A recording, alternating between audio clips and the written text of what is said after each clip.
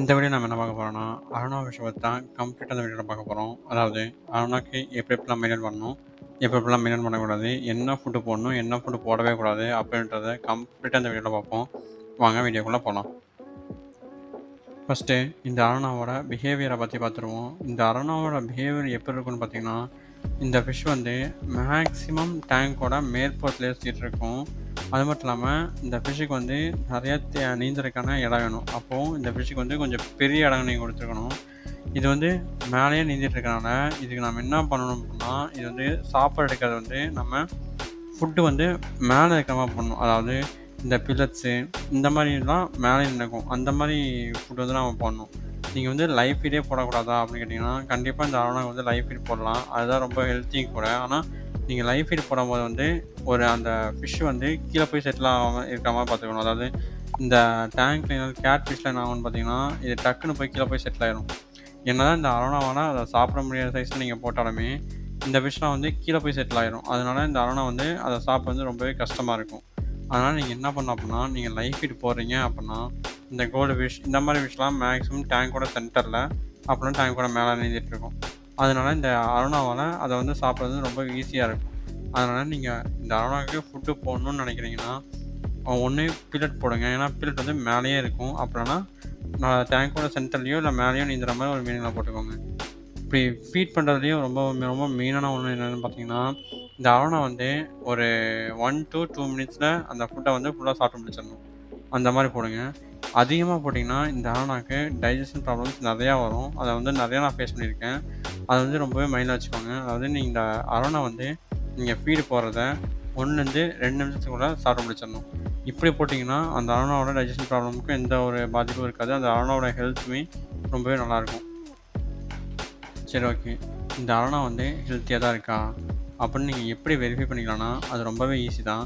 அந்த அரோனாவோட கண்ண பாருங்க. அந்த அரோனாவோட கண் வந்து ஒரு ஒயிட் கலர்ல, அதாவது கிளியர் ஒயிட் கலர்ல இருந்துச்சுன்னா, அந்த அரோனா வந்து ஹெல்த்தியா இருக்குன்னு அர்த்தம்.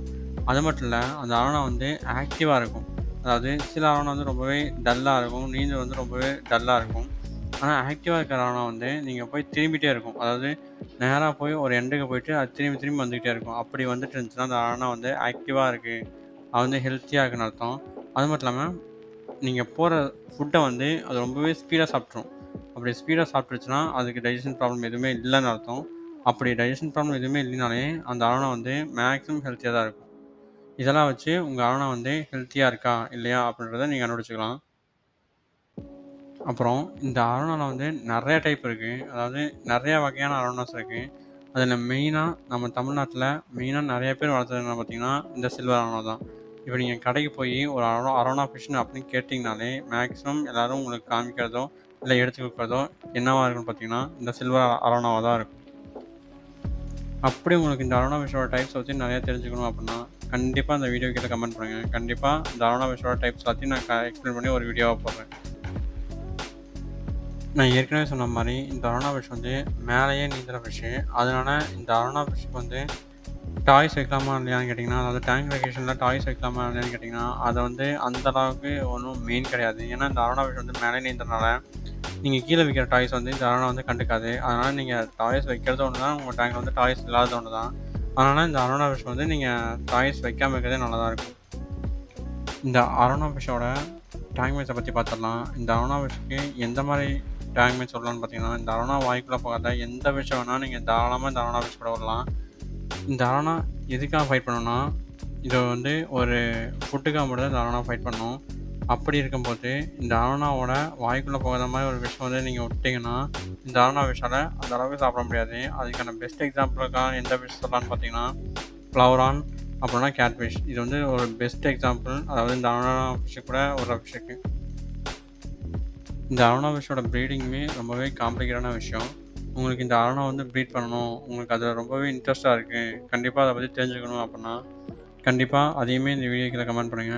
கண்டிப்பா அந்த வீடியோவும் உங்களுக்கு நல்லா எக்ஸ்பிளைன் பண்ணி நான் உங்களுக்கு ஒரு வீடியோவா போடுறேன். அப்புறம் இந்த வீடியோல ஏதாவது டவுட் இருந்தாலும், இல்ல இதே மாரி வேற ஏதாவது வீடியோ வேணும், இல்ல வேற ஏதாவது ஃபிஷ்ஷ பத்தி வீடியோ வேணும், இல்ல வேற ஏதாவது ப்ரீடிங் வேணும் அப்புட்ன்னா, கண்டிப்பா கமெண்ட் பண்ணுங்க. கண்டிப்பா அந்த வீடியோவும் நம்ம சேனல்ல கூடிய சீக்கிரம் அப்லோட் ஆகும். அப்புறம் இந்த வீடியோ பிடிச்சிருந்துச்சுன்னா, லைக் பண்ணுங்க, ஷேர் பண்ணுங்க, மறக்காம சப்ஸ்கிரைப் பண்ணிடுங்க.